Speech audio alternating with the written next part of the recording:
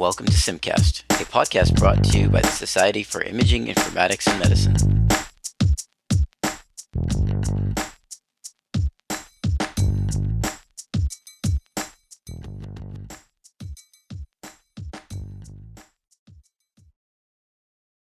Greetings, SIIMcasters. In this episode, returning guest and friend of the podcast, Dr. Anne Scherzinger, sits down to chat with Jason, Prasanth, and Mohanad to discuss her chapter in the new edition of Practical Imaging Informatics on user training. The discussion takes a deep delve into the nuances of designing the optimal training experience and takes into account different factors such as learning styles, technical levels, vendor support, and of course, human factors such as training fatigue. This critical component of a PACS rollout can have a tremendous impact on not only user adoption, but also satisfaction and productivity. We hope you enjoy.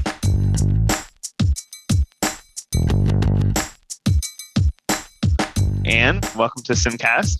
We're here to chat about your chapter 24, user training.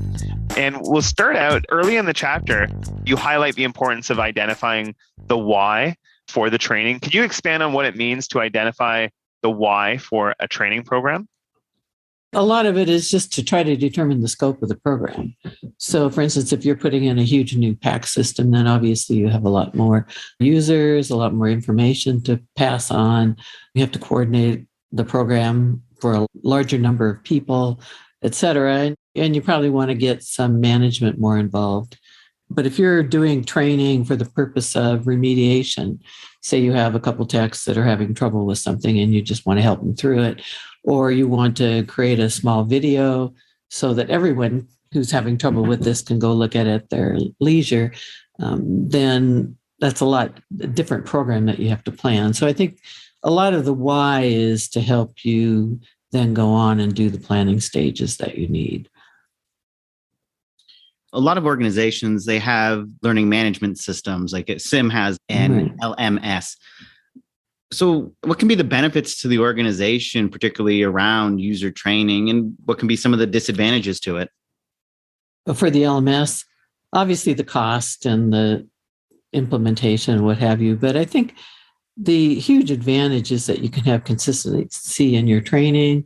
If you have many users and they all need to get the training, often it's very difficult to schedule them all. And so they can do it from anywhere, they can do it from home. Another huge advantage is that you have a way of then monitoring who's actually done the training. You have a way of actually testing if you want to test on the training. It's a nice organized system where you can keep track of what's going on. So if you have a smaller facility and a smaller need for training, say this remediation kind of thing, it's not so important. But I think if you have a large system and you have multiple users that you have to keep track of across a wide area, like we have 27 hospitals across Colorado, Nebraska, and Wyoming. And so managing the training for a new PACS system is not trivial without some way of being able to log in from offsites, et cetera. And so I think that's the big advantage. The downside that I've learned over the last couple of years, because I'm still teaching in tech programs here, and I'm teaching a lot by Zoom. And the downside then is you don't get that hands-on interaction with the technologist. And it's really difficult to figure out exactly what they don't understand when you're sitting there looking at pictures of them on a screen. You can certainly stop and say, do you have any questions? But I think the reluctance to throw a question into a Zoom call is much higher than in a classroom where you have a trainer standing there that looks sympathetic.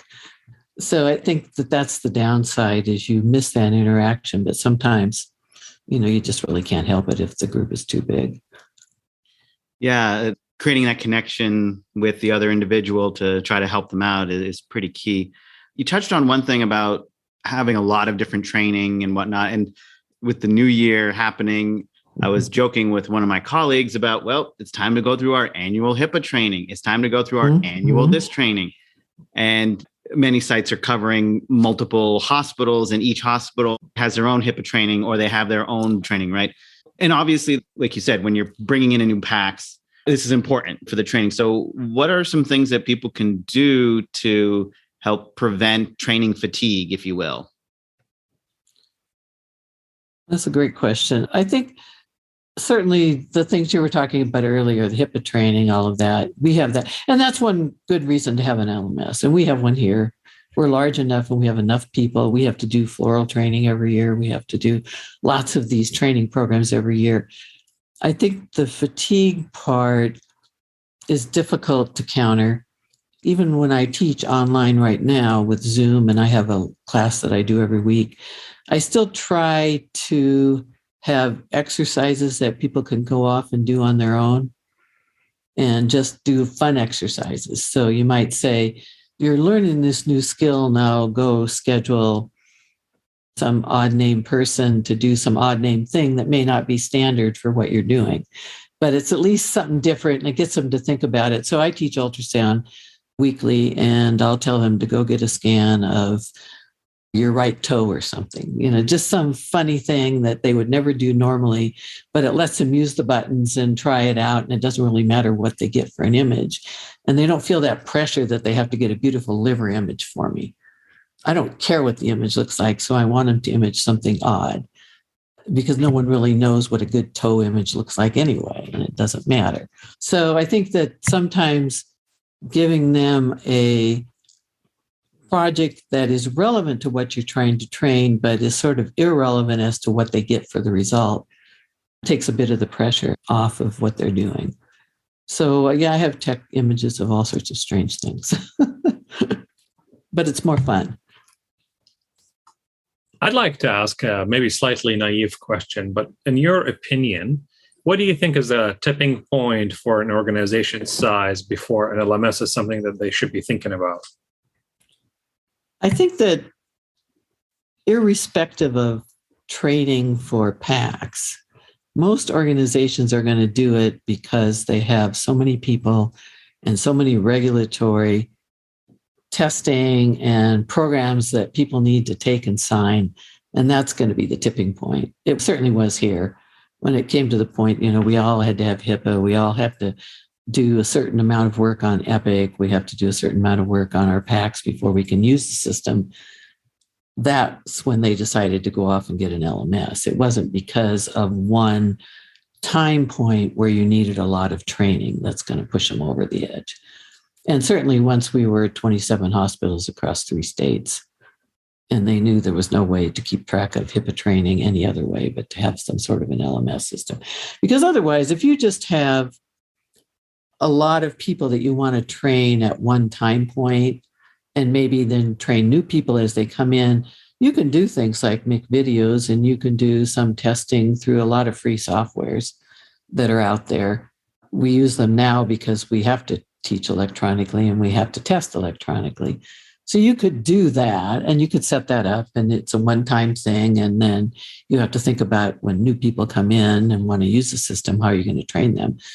But you don't need the LMS as much, and you can't really convince the hospital to buy it for a one-time thing, but certainly for ongoing matters, that's going to be their tipping point in getting it. And that's, like I say, that's what happened here. Because the other downside of an LMS for a one-time implementation is you have to create all those training materials and implement them on the LMS. And that takes time and it takes personnel. So there has to be a large number of people and a strong reason for the hospital to put resources towards that. So clearly we've all gone through a lot of these trainings. And one of the places I was at when we had Epic training, we scheduled it. We went in and they basically said, okay, this is how you create a schedule in Epic. All right, that's it. See you guys later. And that was clearly not the most useful thing because people always call down to radiology and ask, well, how do I order this study? How do I order a CT blah, blah, blah, or MR blah, blah, blah, right? Mm-hmm. And we have no idea because we don't actually order them. Right. So I guess the question becomes, how do you tailor the content so that it's actionable, it's actually usable for the users? What tips can you give people so that they can focus what they're teaching so that they're actually getting the things that people need and not, here's how you make a schedule. good luck. That's not necessarily helpful, right? Right. I've always been a fan of the train the trainer kind of concept.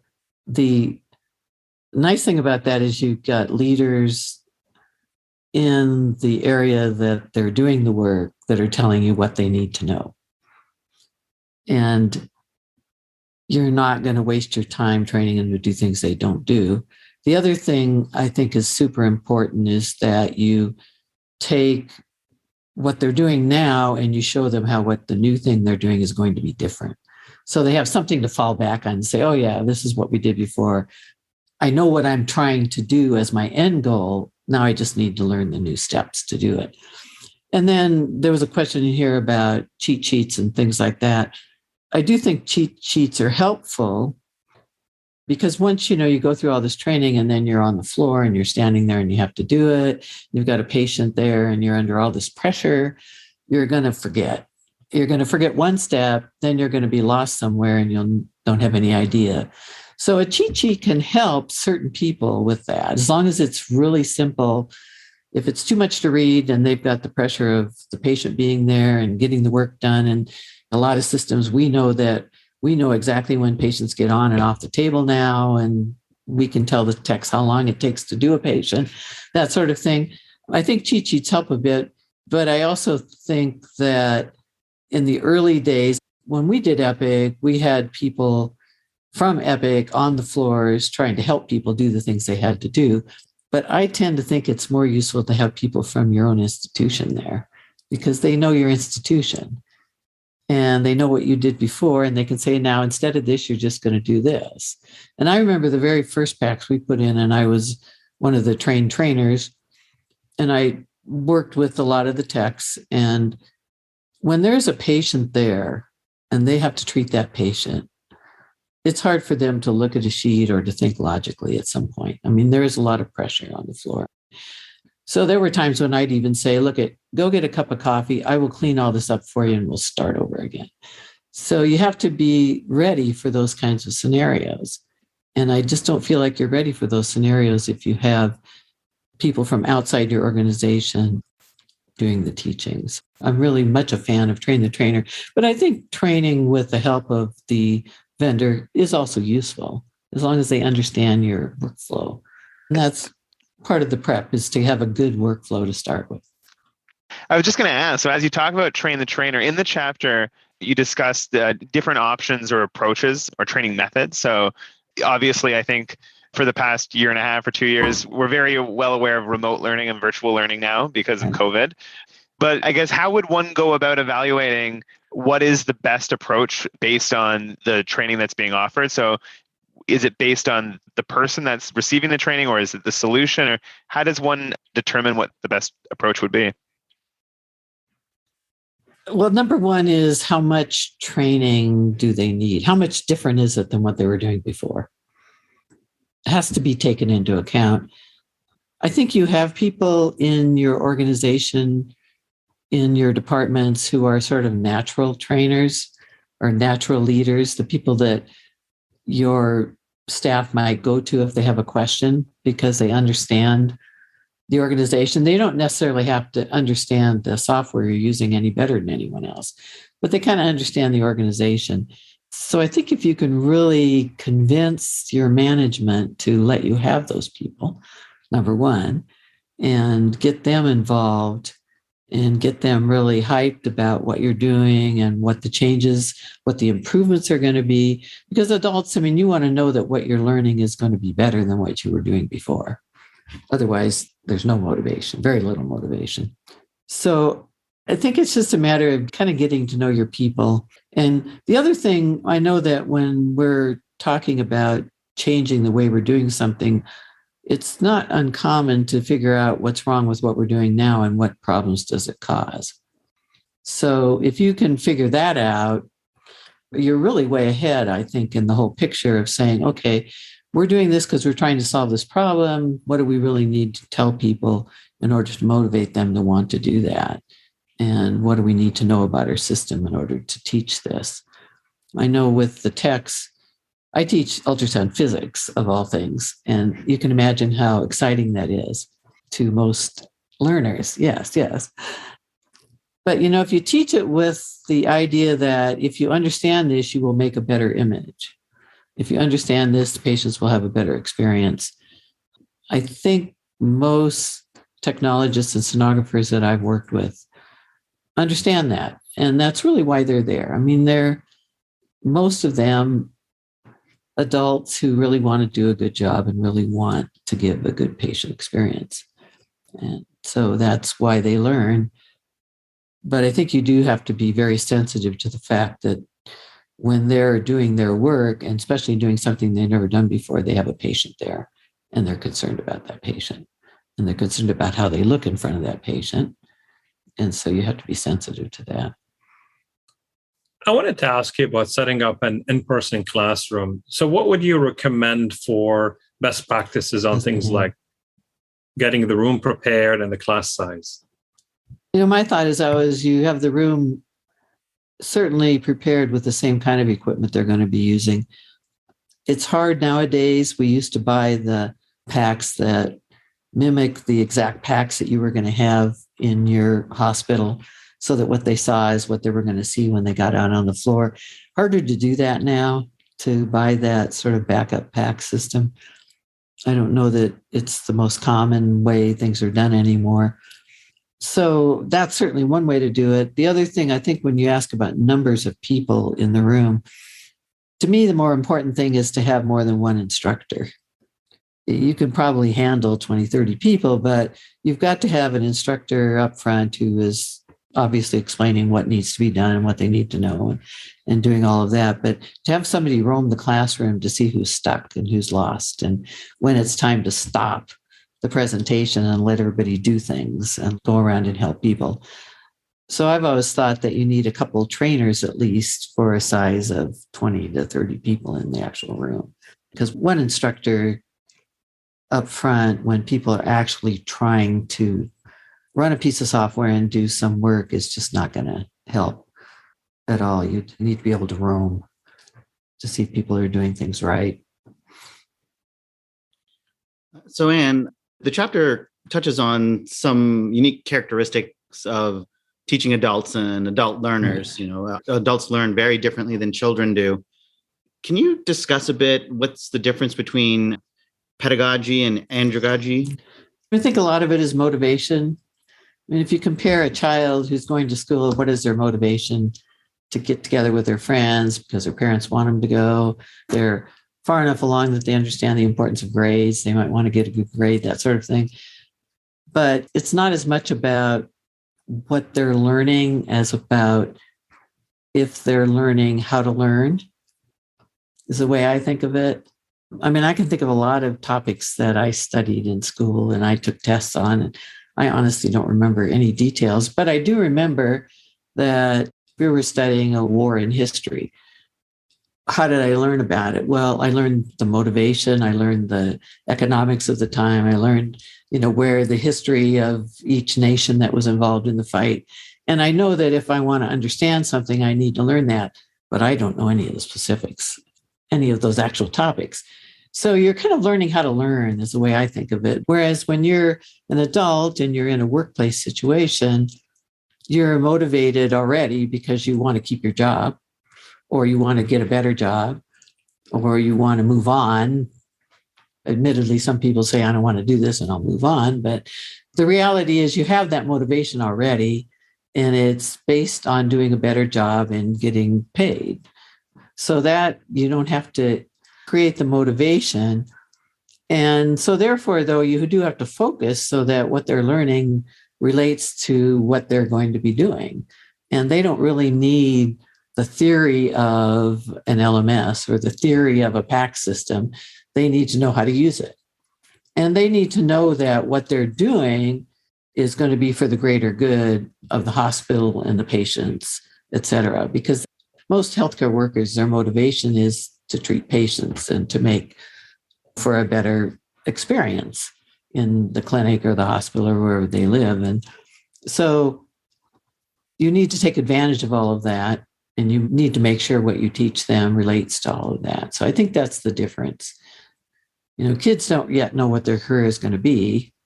So you're just really trying to teach them how to learn I think adults, you're trying to actually make sure they learn something and they have all the motivations already. Yeah, I find that's one of the downfalls of our current education structure. And talking with my daughter, she's going through the different classes in college or in high school, and she just says, I don't understand why I need to know any of this stuff. It's useless, blah, blah, blah. I'm like, that's not what we're trying to teach you here. Like you said, you're trying to teach them how to learn, how to think in a logical, systematic way. Even if you have a theater degree, for example, you can go and become a manager of someplace because as a theater major, you may not have worked with a lot of numbers, but you did have the box office receipts and things like that. You also have to manage all the different people, got to get the costumes made, this and that.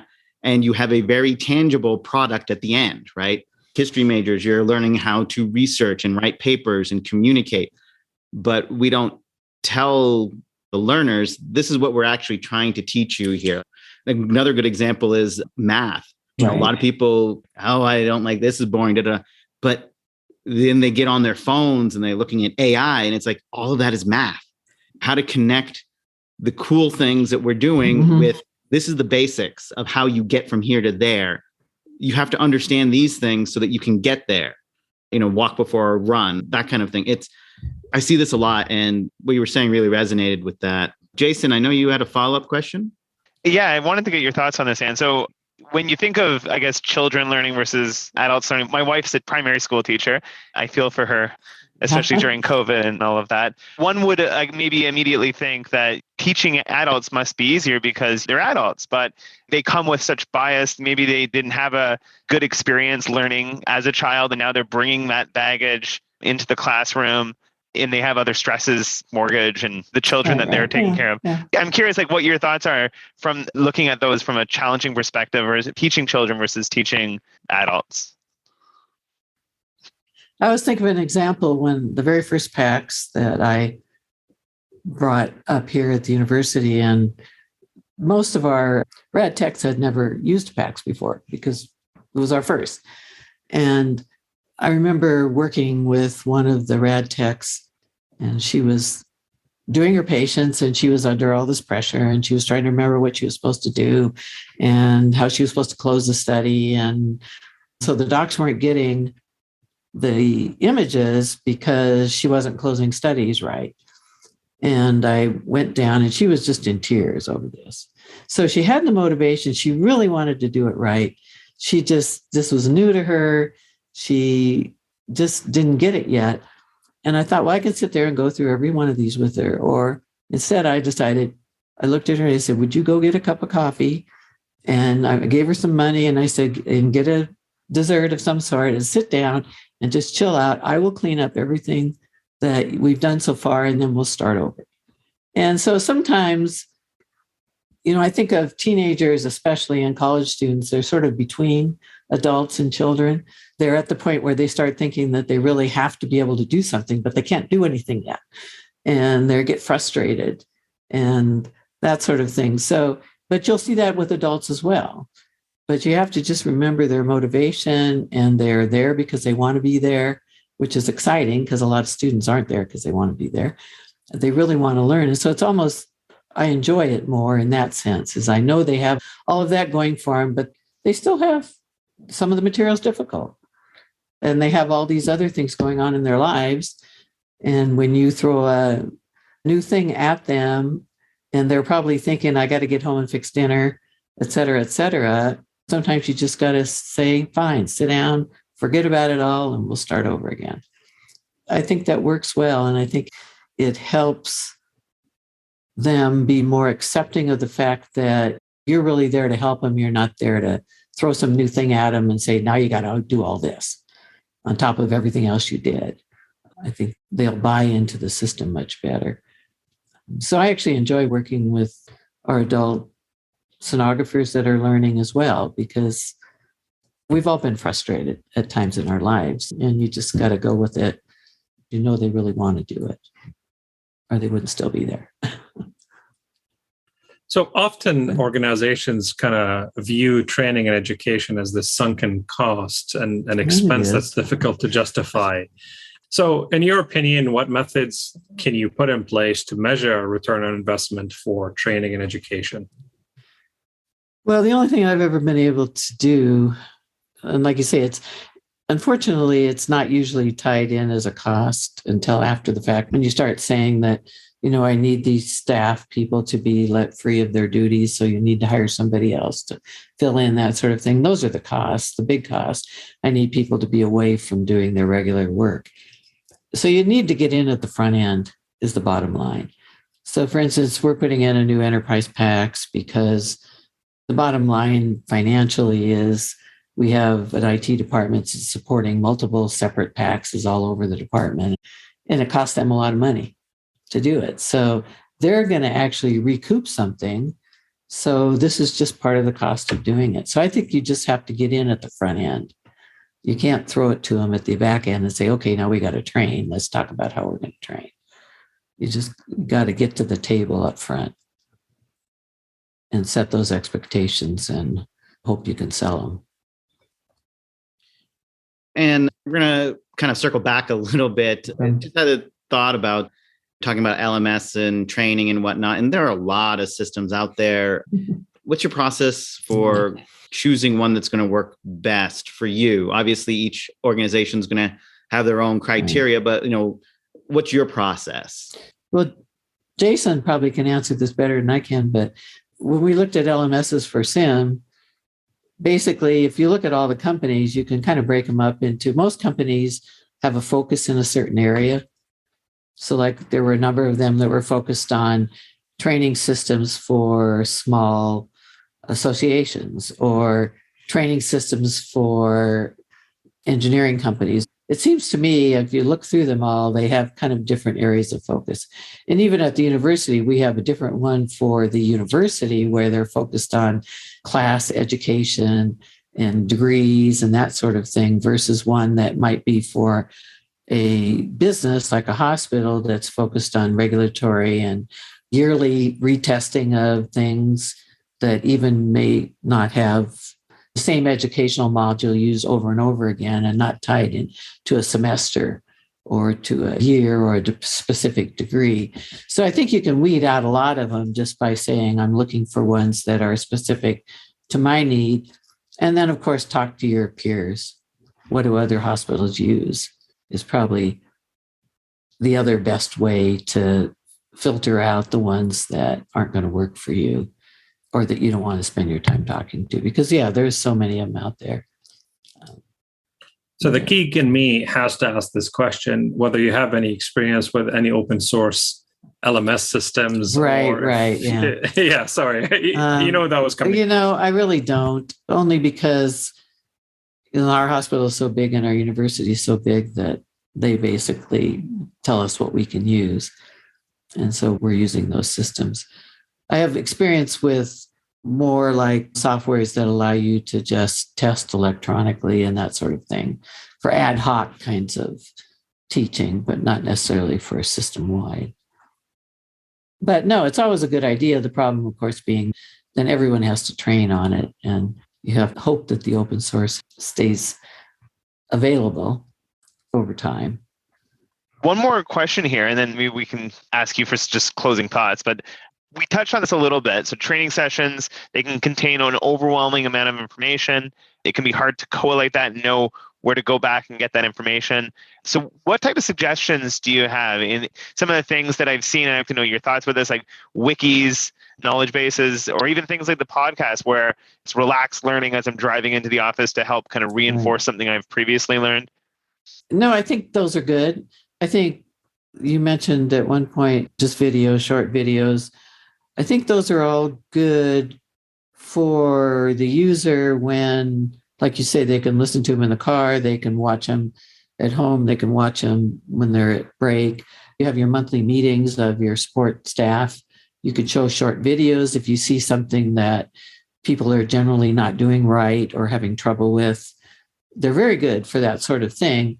They don't help much if you're in the process of actually working and you're under pressure. And that's where the little cheat sheet, and they have to be, like I say, they have to be real simple. It's like do this and this and this and this with not a lot of flourish. Otherwise, people get lost reading them and they want to see something really quick. I always thought that when you first go live, you certainly have to have people on site that can just help people through things, because you don't, under pressure, it's very difficult to read anything. But I do like the concept of the short videos and the podcasts, and they're nice for new staff that comes in. So you don't have to run them through the entire training program. Maybe they've already used the system and you just want them to understand, the things that are important to this organization. And I do really like them for monthly staff meetings when you can just review concepts. This has been great to discuss more about education and ways that we can improve how we educate.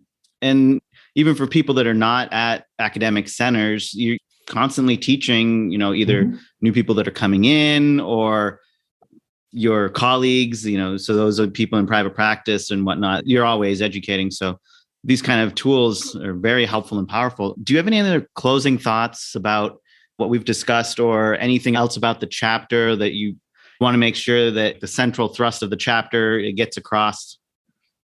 No, I think we've covered quite a bit. I think just this whole concept that I've always believed that people really enjoy learning if they learn something. And if they end up frustrated, they didn't enjoy it at all. And so I like to make sure that people have the opportunity to do feedback. They let you know, they feel comfortable letting you know that just didn't make any sense. And maybe if you said this. So I was with my students asking, how else could I better explain this? And it's usually pretty obvious, because I give routine exams, what they didn't understand and what they did understand. And I try to keep a record over the years to make sure that isn't changing. So I do think that it's fun to do. I think if you enjoy it, then people might enjoy actually listening to you. That's number one. And if you really care about what you're teaching and you care about your students, I think it can be a really rewarding thing. And certainly if the software is better, it's even more rewarding. So I encourage everyone, yes, to spend some time on the training part, to certainly investigate all the options that are available to you, and make a strong point up front that the training is really important to whatever group in your hospital is funding this project. All right, great. And thank you so much for taking the time to talk to us. Sure.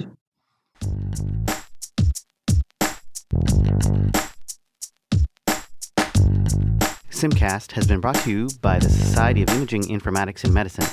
Please visit our website at siim.org for more information and educational content, including webinars and an archive of prior episodes. Please follow us on Twitter at sim_tweets. Thank you to our listeners for your continued support.